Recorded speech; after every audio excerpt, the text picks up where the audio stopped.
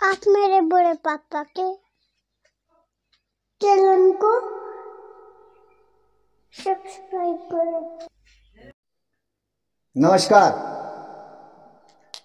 Good रहस्य ज्योतिष केंद्र में आपका हार्दिक स्वागत है, अभिनंदन है।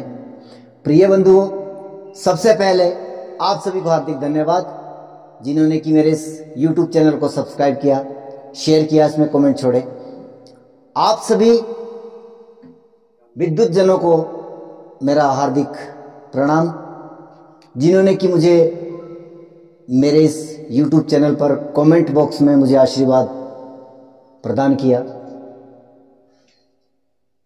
और मुझे आगे क्या करना चाहिए इसके लिए भी आप लोगों ने मुझे प्रेरित किया। आज पुनः मैं हाजिर हूं 2022 29 अप्रैल 7:52 सुबह के। शनि अपनी साधारण राशि मकर को छोड़ करके कुंभ राशि में प्रवेश करने जा रहे हैं। हालांकि इसके ऊपर मेरा एक वीडियो ऑलरेडी ही अपलोड हो चुका है और उस वीडियो का लिंक यदि आपने नहीं देखा है तो मैं वह डिस्क्रिप्शन बॉक्स में मैं डालने का प्रयास करूंगा। आप वहां से उस वीडियो को भी देख लीजिएगा। मैंने उसमें राशियों के अकॉर्डिंग बात नहीं की है और हालांकि यहाँ पर भी इस वीडियो में भी मेरा फोकस कुछ और अलग हट करके करने का है। हालांकि ये वीडियो लगन पर आधारित है। आपके राशि को भी आप इसमें इंक्लूड कर सकते हो जहां पर आपका चंद्रमा विराजित है। विशेषता शनि का गोचर और शनि की महत्वता क्यों? क्योंकि शनि कर्म का कारक है।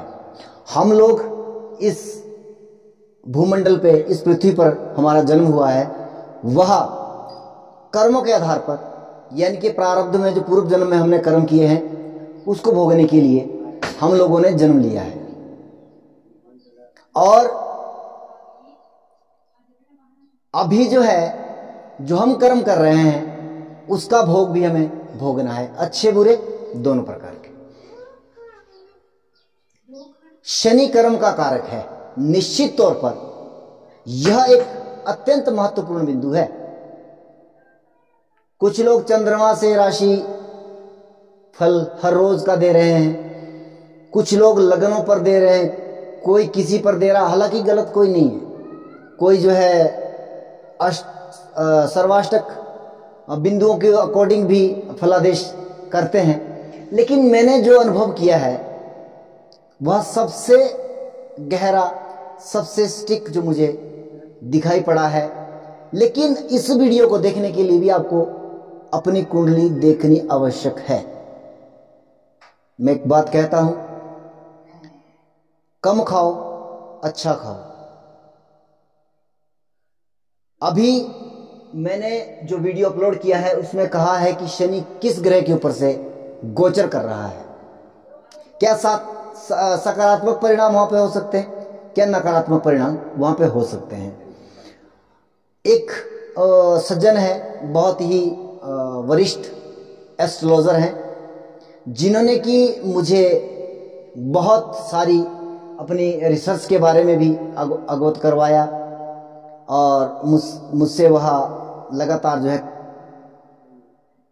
संपर्क में है और अभी मैं उनके साथ मिलकर के एक नक्षत्रों के आधार पर वो एक स्टडी कर रहे हैं। अभी मैं उनके लिए वक्त नहीं निकाल पा रहा हूं। बहुत पुराने एस्ट्रोलॉजर हैं, आपके यूपी देवरिया डिस्ट्रिक्ट से बिलोंग करते हैं। नाम है उनका गिरीश चंद्र मिश्र जी। मैं सबसे पहले हार्दिक प्रणाम करता हूं और उन्होंने मेरे पहले वीडियो को देखा। उस वीडियो में मैंने कहा कि यह मेरा पहला वीडियो है YouTube के ऊपर और निश्चित तौर पर मुझे घबराहट भी उसमें मैंने कहा कि मैं घबरा रहा हूं। लेकिन यह शब्द मैं आपको कहना चाहूंगा कि बोलने के मामले में जहां तक मेरी बात है, मैंने 19 साल तक वह मंच पर कार्य किया है, एक सिंगर के रूप में, एक साजिंदे के रूप में, और वहाँ पर भी हम प्रमुख भूमिका निभाते रहे हैं। ऐसा नहीं है कि मुझे बोलने में कोई दिक्कत है, परेशानी है, लेकिन हाँ, कहीं ना कहीं जब आप किसी विषय को रखते हो तो वहाँ पर निश्चित तौर पर आपके ऊपर एक दबाव अवश्य होता है। जिस तरह से मेरे YouTube से बड़े बड़े विद्वान लोगों ने मुझे आशीर्वाद दिया है, निश्चित तौर पर वह उनका कद मुझसे बहुत बड़ा है, बहुत बड़ा कद है। मैं उनके चरणों की धूल हूँ, और उन्होंने जो मुझे मतलब मेरे इस YouTube या मेरे वीडियो के बारे में जो कमेंट लिखे हैं या मुझसे फ़ोन पर भी उन्होंने बात की है, तो उन्होंने बहुत प्रशंसा की है। और निश्चित तौर पर यह प्रशंसा जो है मेरे लिए जो है वो एक टॉनिक का काम कर रही है। मैं दुगनी ऊर्जा से आपके सामने प्रस्तुत हो रहा हूँ, परंतु कहीं ना कहीं इतने बड़े विद्वानों का मुझ पर जो है वो इस तरह से एक विश्वास कहीं ना कहीं प्रेशर को भी वो बढ़ा रहा है, क्योंकि मैं उनके विश्वास पर खरा कितना उतर पाऊंगा या नहीं। इसलिए मैं कुछ स्पेसिफिक चीज़ें लेकर के आ रहा हूँ। हर एक YouTube चैनल को छान मारिए आप, मैं बिल्कुल डिफरेंट तरीके की चीज़ें लेकर के आ रहा हूँ, लेकिन मेरे वीडियो को देखने के लिए आप लोगों को थोड़ी मेहनत करनी पड़ेगी कि आपको एक सॉफ्टवेयर में अपनी डेट ऑफ बर्थ डिटेल फीडअप करनी पड़ेगी और उसमें देखना पड़ेगा, क्योंकि अब मैं शनि के नकारात्मक परिणाम क्या हो सकते हैं गोचर के दृष्टिकोण से, वो मैं आपको बतलाने जा रहा हूँ। वह किस तरह से कहते हैं कि शनि जिस भावेश से या जिस भाव से अष्टम में गोचर करता है, उस भाव के लिए और उस भावेश जिस भाव से वो भावेश आया है उसकी हानि करेगा। तो सबसे पहले मैं मेष राशि के जातकों के लिए बतलाना चाहूंगा कि आपके शनिदेव अभी 11th हाउस में गोचर कर रहे हैं।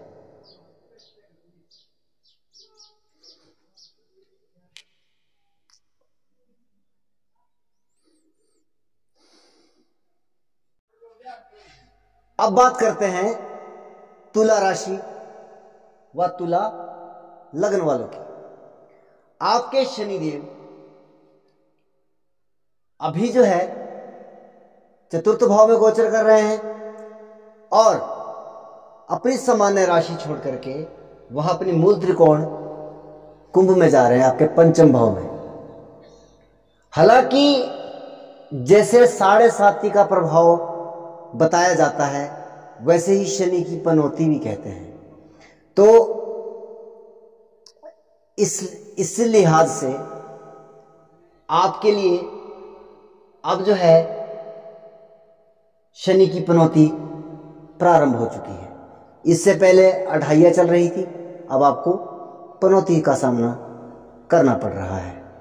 हालांकि मेरा फोकस किसी और तरीके से आपको समझाने का है।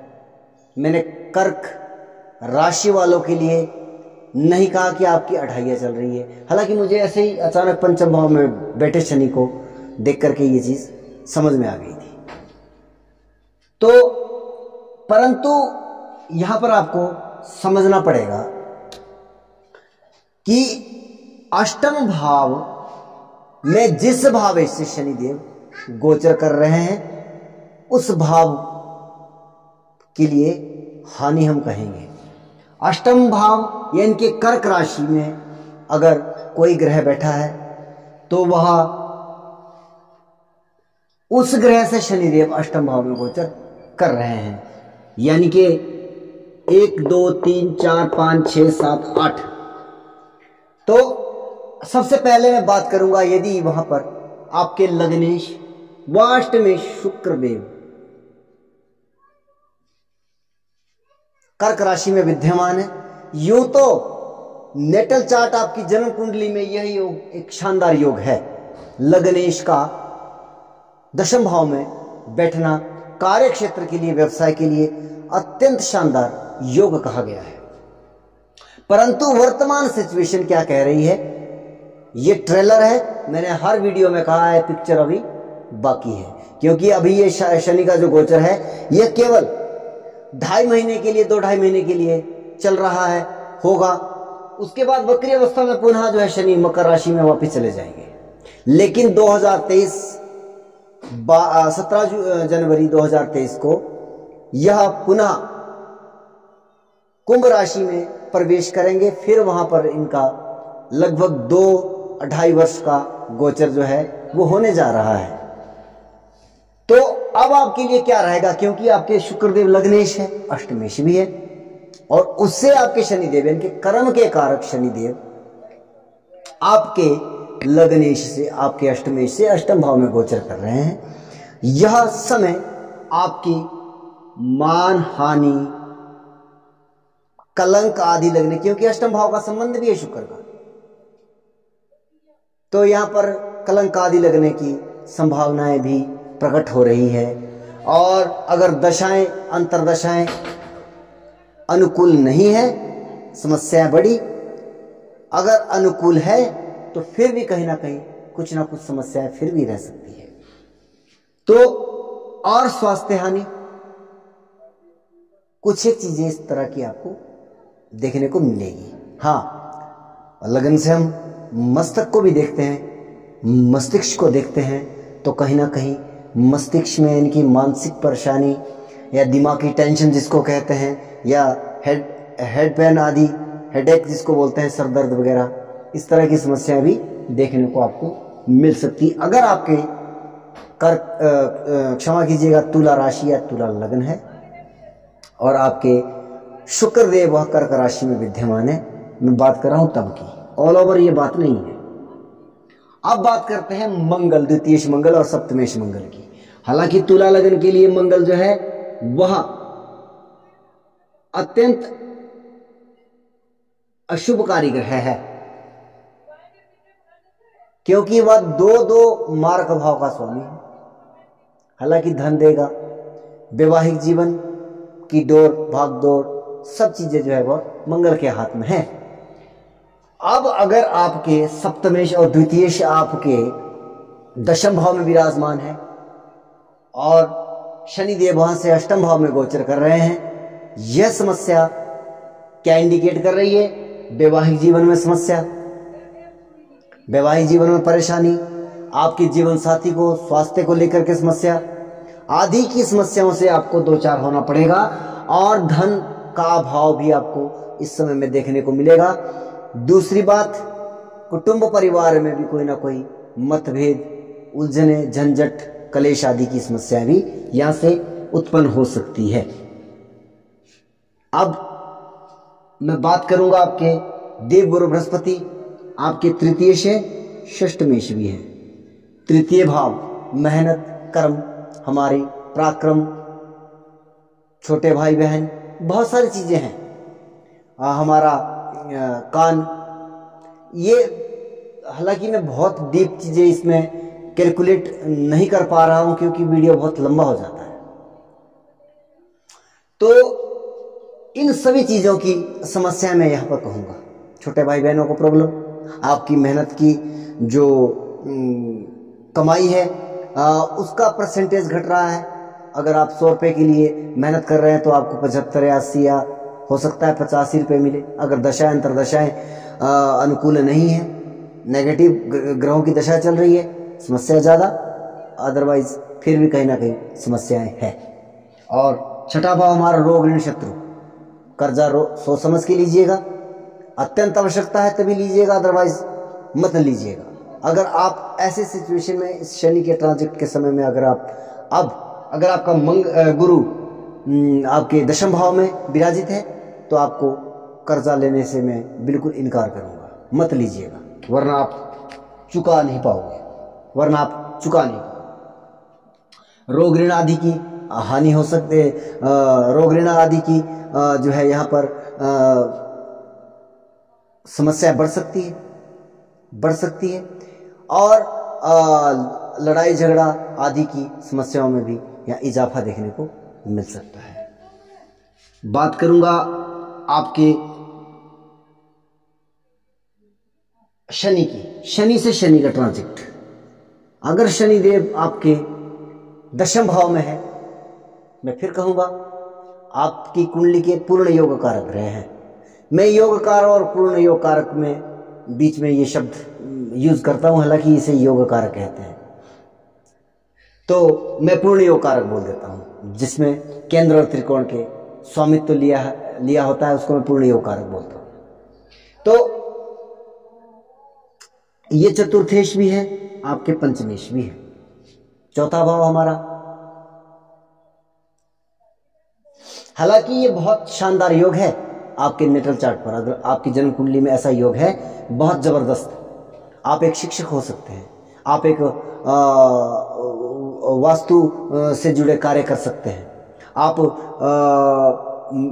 जिसको आर्किटेक्ट आदि कहते हैं उस तरह के कार्य कर सकते हैं। बहुत बढ़िया, अगर कुंडली और बहुत बेहतर है तो बहुत ऊंचे पद पर कर सकते हैं। अगर आपकी कुंडली अनदर पार्ट आपके जैसे लग्नेश कमजोर है या अनदर पार्ट कोई भी जो चीजें हैं वो नकारात्मक है, तब भी आप कहीं ना कहीं गृह निर्माण आदि के कार्य भी अवश्य करते होंगे। परंतु अब ये समस्या ये आ गई कि यहाँ पे चतुर्थ भाव हमारा वाहन, मकान, भूमि, इन सभी चीजों में कहीं ना कहीं मुझे नुकसान होता हुआ दिखाई दे रहा है। पंचम भाव शिक्षा, संतान, प्रॉब्लम है, पेट, आपको पेट से संबंधित दिक्कत आ सकती है। अब बात करते हैं आपके बुध देव की। बुध देव आपके भाग्येश भी और द्वादशेश भी है।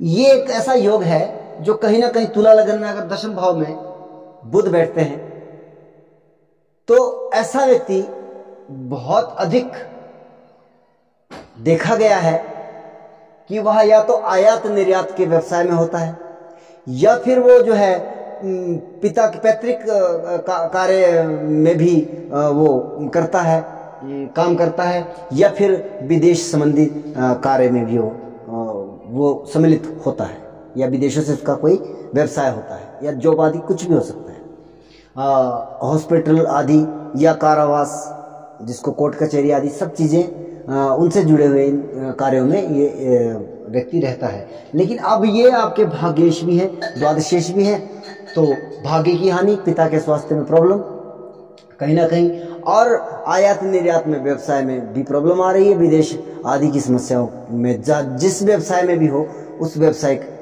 जो अगर 12 भाव से जुड़ा कोई व्यवसाय है, जैसे कि आयात निर्यात है, विदेश से जुड़ा व्यवसाय है, आपका हॉस्पिटल से जुड़ा व्यवसाय है, नौकरी हो सकती है, और आपका जो है कारावास या कोर्ट कचहरी से जुड़े कोई आप कार्य करते हो, उसमें समस्याएं आपको प्राप्त हो सकती है। व्यय अधिक होने की संभावना भी यहाँ पर दिखाई दे रही है।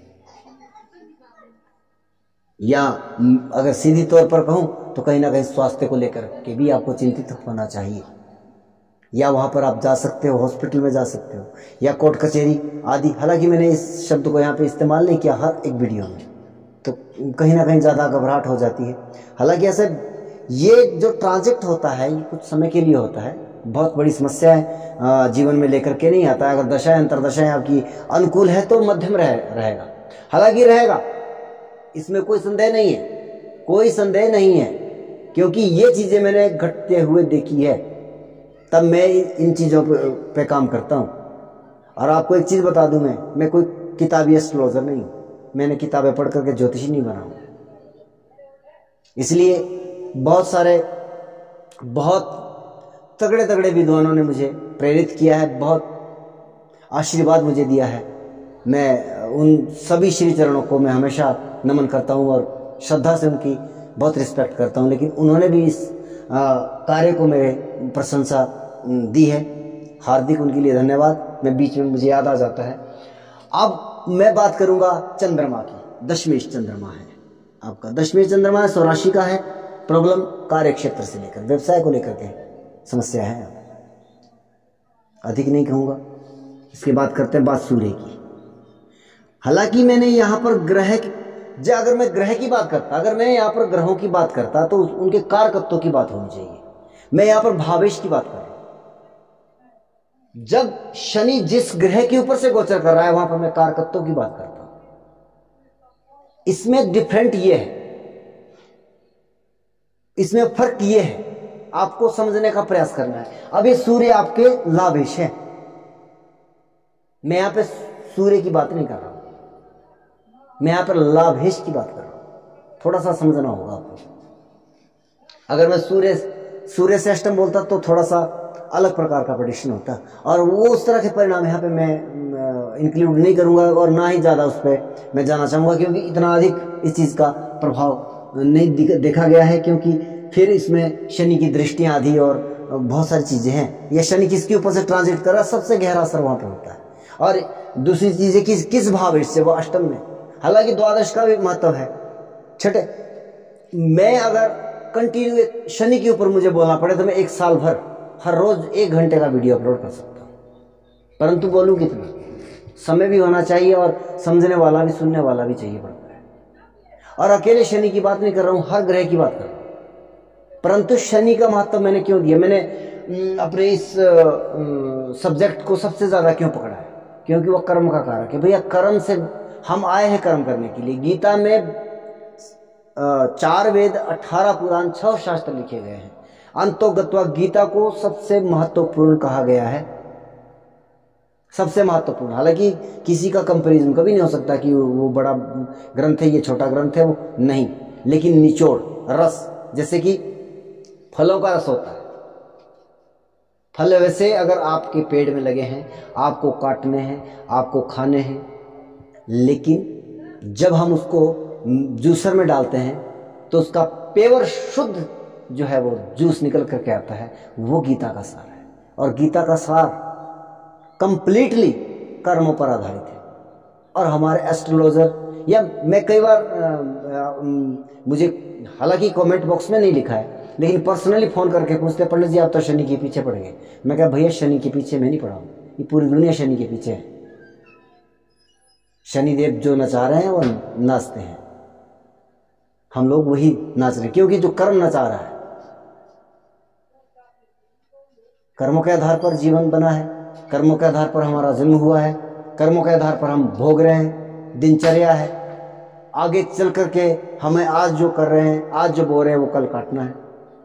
पहले बोया है उसको काट रहे हैं, उसी का फल खा रहे हैं। ठीक है ना जी। तो 11th हाउस के लॉर्ड सूर्य की, सूर्य आपका 11वें भाव का स्वामी है। बड़े भाई बहन को समस्या हो सकती है, स्वास्थ्य को लेकर के भी हो सकती है, उनसे मतांतर हो सकते हैं, मतभेद हो सकता है, और लाभ की स्थितियां जो है यहाँ पर थोड़ी सी चरमराती हुई दिखाई दे। बात करते हैं वृश्चिक राशि, वृश्चिक लगन की। मैं फिर कहूंगा पुनः कि वृश्चिक लगन, अगर किसी को लगन देखना आता है, लगन देखने के लिए कोई बहुत बड़े मंत्र पढ़ने की आवश्यकता नहीं है। आपको इस हाउस को देखना है। यहां पर अगर 8 नंबर लिखा है तो आपका लगन वृश्चिक है। ज्यादा नजदीक जाएगा ये मेरा वीडियो, हो सकता है चंद्र राशि से कम इसका इफेक्ट या प्रभाव दिखे, लेकिन लगन से बिल्कुल स्टिक ये बात निकल कर आएगी। अब आपको सबसे मेन चीज क्या है कि शनि आपके चतुर्थ भाव में आ गए, आपको अढ़ाइया प्रारंभ हो गई है, और इसके ऊपर बहुत सारी चीजें आपने देखी होगी, वीडियो बहुत सारी पड़ी होगी कि ऐसा होगा वैसा होगा, मानसिक तनाव हो सकता है, हो सकता है, मैं ये नहीं कहता, लेकिन किसको क्या होगा वो मैं आपको बतलाने जा रहा हूं। अष्टम भाव पीड़ा का भाव है, अष्टम भाव का कारक शनि है। शनि पीड़ादायक ग्रह है, क्योंकि हम जो है ज्यादातर बिना मेहनत की खाने की सोचते हैं, वहां पर शनिदेव पीड़ा देते हैं। अगर कोई मेहनत की खाता है, कमाई करके खाता है, उसके लिए शनिदेव, चाहे उसकी 7.5 चल रही हो, चाहे उसकी 2.5 चल रही हो, मेरे भाई अगर आप बहुत गहराई से 7.5 पर रिसर्च करोगे तो भारत के सबसे सफल कप्तान महेंद्र सिंह धोनी 7.5 में कप्तानी कर रहे, और जब तक 7.5 थी तब तक उनके कप्तानी का परचम पूरे विश्व में लहराया। भारत के पूर्व प्रधानमंत्री और देश की पहली महिला प्रधानमंत्री श्रीमती इंदिरा गांधी जो है वह भी 7.5 में प्रधानमंत्री बनी। अपने श्री नरेंद्र मोदी जी 2 बार 7.5 में प्रधानमंत्री बने। अब आप जरा रिसर्च करके देखिएगा, ये 7.5 पर आने वाले जो वीडियो है क्या आपको लगता है कि इसमें कुछ तथ्य हो सकता है? मैं ये नहीं कहता कि 7.5 परेशानी नहीं देती है, मैंने कहा परेशानी देती है भैया। जो जिम्मेवारी से भागता है उसके लिए परेशानी देता है शनि, और जो जिम्मेवारी निभाता है, अपने कंधों के ऊपर वजन ढोने की क्षमता रखता है, उसको शनिदेव की 7.5 में दशाएं कुछ भी नहीं कर सकती। आप इस बात को ध्यान में रखिए। बात करूंगा लग्नेश मंगल की। आपका लग्नेश मंगल है, षष्ठमेश भी है। अगर वो भाग्य स्थान पर बैठा है, कुछ लोग कहेंगे नीच का है, भैया ये लग्नेश का भाग्य स्थान में आना ऑटोमेटिकली राजयोग कारक है, इसका नीच भंग हो रहा हो या नहीं हो रहा हो। हाँ, थोड़ी सी अलग चीज है, आपके पास भाग्य के उन्नति के बहुत सारे मार्ग होंगे, बहुत सारे मार्ग होंगे आपके। आपने जहां पे हाथ डाला है वहां पर आपको सोना उगला है, इसमें कोई संदेह नहीं है। अगर अनदर पार्ट बहुत अच्छा है तो और भी बेहतर। ये लग्नेश यहाँ पर बैठा है, बहुत शानदार है। हाँ, कहीं ना कहीं मान सम्मान की हानि यहाँ पर इस नीच मंगल की वजह से हो सकती है, क्योंकि वो लग्नेश नीच का हुआ है, इस वजह से मैं कह रहा हूं।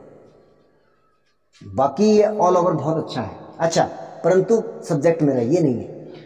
मेरा विषय है कि शनि आपके लग्नेश से अष्टम में गए हैं, तो क्या कहूंगा, मान सम्मान में दिक्कत, परेशानी, हानि होने की संभावना, स्वास्थ्य को लेकर के परेशानी, और कहीं ना कहीं हम मस्तिष्क को भी यहाँ पे रिप्रेजेंट करते हैं, तो मस्तिष्क को लेकर के भी कोई ना कोई समस्याएं आपको हो सकती है। छठे भाव रोग ऋण शत्रु। मैं फिर कहूँगा कि रोगों से सावधानी, समय समय पर थोड़ी सी प्रॉब्लम होती है तो डॉक्टर को अवश्य दिखाइएगा, और ऋण मत लीजिएगा।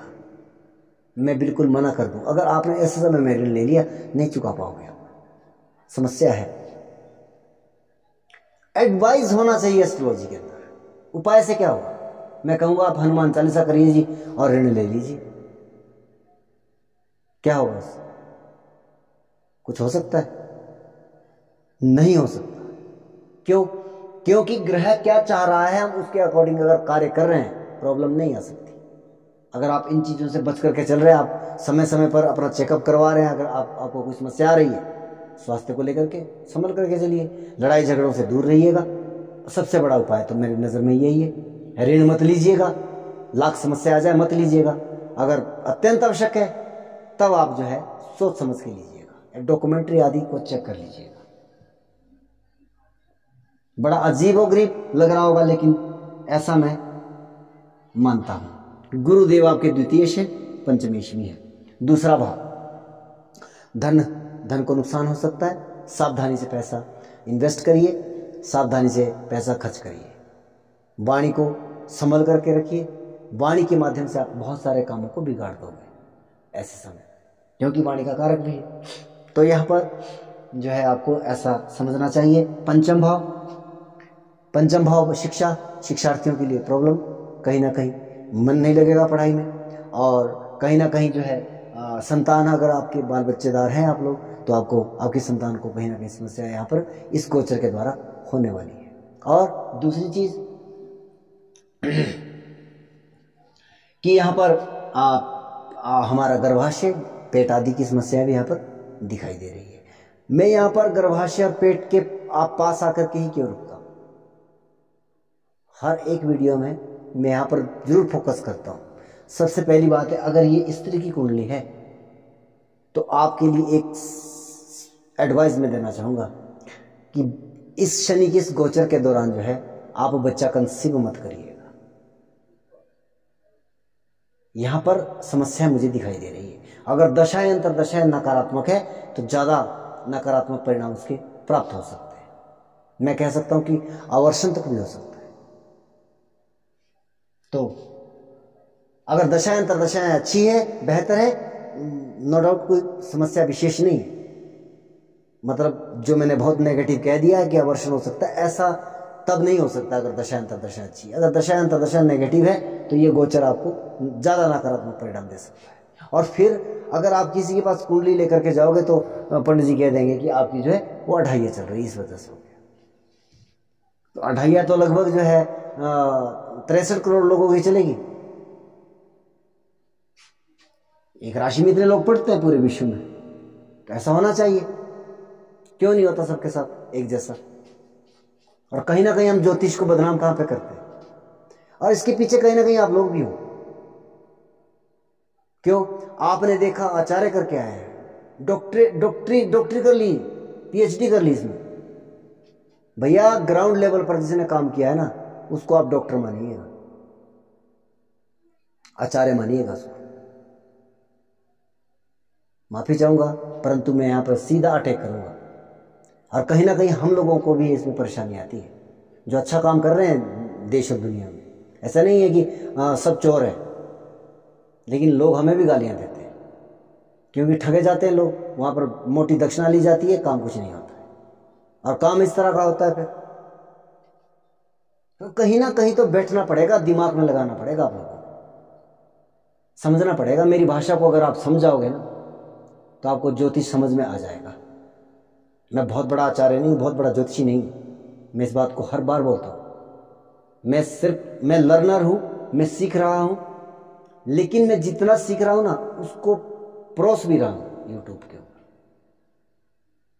हालांकि मेरी कक्षा की वीडियो नहीं है, कक्षाओं में जो मैं पढ़ाता हूं वो यूट्यूब पर नहीं डालता हूं। अच्छा, क्षमा कीजिएगा, मैं कई बार विषय से निकल जाता हूं बाहर, मुझे बीच बीच में बातें याद आ जाती है, इसलिए। तो अगर अब मैं बात करूंगा आपके शनि की, आपके तृतीयेश भी है और आपके चतुर्थेश भी है। शनिदेव स्वराशि के संचरण कर रहे हैं, बहुत शानदार, समस्या नहीं। हालांकि यहां पर अगर आपके शनिदेव हैं जन्म कुंडली में, तो निश्चित तौर पर ये शनिदेव काफी नकारात्मक है, त्रिषडाय लॉर्ड है, और कहीं ना कहीं इसकी दशाएं अंतरदशाएं पिताजी के लिए, बड़े भाई के लिए, छोटे भाई के लिए, और कहीं ना कहीं मैं कहूँगा छोटे मामा मामी के लिए, या छोटे मौसा मौसी के लिए। जब दशाएं अंतरदशाएं इसकी एक्टिवेट हुई होगी, प्रॉब्लम क्रिएट की होगी इसने।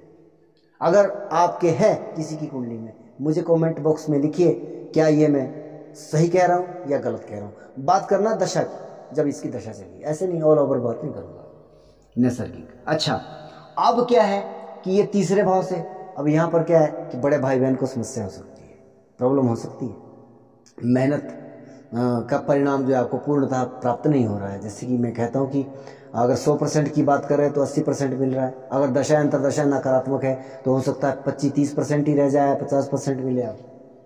तो नुकसान यहाँ पर है, मेहनत के परिणामों को ना मिलने का एक कारण ये भी है। दूसरी चीज, चतुर्थ भाव, वाहन वगैरह संभल करके चलाइएगा, वाहन को नुकसान होने की संभावना है। भूमि के मामलों में अगर आप भूमि से जुड़े व्यवसाय करते हैं, नई इन्वेस्टमेंट मत करिएगा वहाँ पर। अगर आप आर्किटेक्ट आदि के कार्य करते हैं या बिल्डिंग मटेरियल आदि के कार्य करते हैं, तो वहाँ पर जो है इन्वेस्टमेंट से बचे, सावधानी से कार्य करें। मैं ये नहीं कहता कि बंद कर दें आप लोग को, क्योंकि वो कभी भी कर्मयोगी नहीं हो सकता है जो भाग्य के आश्रय पर बैठता है। कार्य कोई बंद नहीं करना है, लेकिन सावधानी बरतनी है खाली वहाँ पर। अच्छा, अब मैं बात करूंगा यहाँ पर आपके शुक्रदेव की। शुक्रदेव आपके सप्तमेश है, विवाह भाव के स्वामी भी है और द्वादशेश भी है। एक मार्ग भाव ऑन कर रहे हैं, और यहाँ पर जो है शुक्रदेव की प्लेसमेंट अगर भाग्यस्थान पर है, बहुत अच्छा, बहुत बेहतर, सप्तमेश आपका भाग्यस्थान पर गया है। इनके यहाँ पर ये भी कह सकते हैं कि आपका विवाह के बाद भाग्य उदित हुआ है। अच्छा, मेरी बात ये है कि अब जो है, अब क्या होगा, जो ये शनि का गोचर चल रहा है, शनि आपके सप्तमेश से अष्टम में गोचर कर रहे हैं, तो इसका नकारात्मक परिणाम यह हो सकता है कि आपके वैवाहिक जीवन में समस्या आ सकती है। आपकी पत्नी या आपके पति को स्वास्थ्य को लेकर के आप उनको थोड़ा सा ध्यान करिएगा, उनका ध्यान रखना आपके लिए आवश्यक है, और उनसे बातचीत व्यवहार थोड़ा सा अच्छे ढंग से करिएगा, अन्यथा समस्याओं में आप घिर सकते हैं।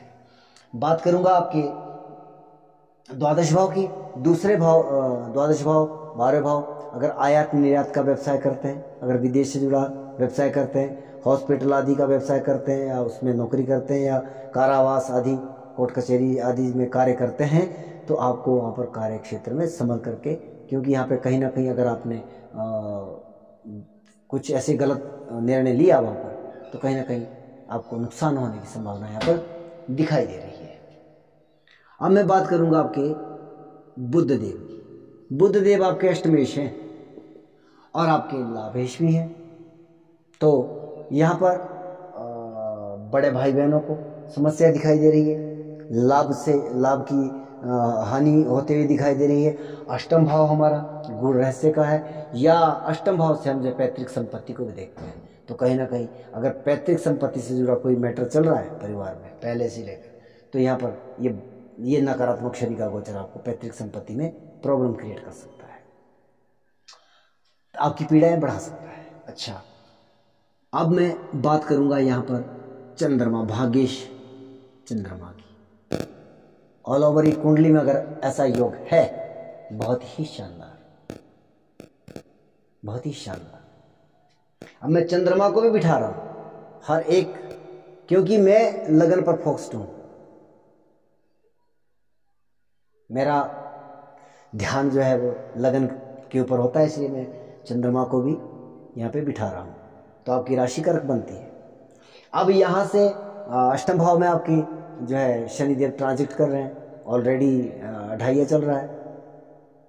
अढ़ाइया अगर अढ़ाइये का चंद्रमा से महत्व है, तो हर ग्रह से क्यों नहीं, यहाँ पर अगर बात निकल के आई है तो देखना पड़ेगा ना उस चीज को।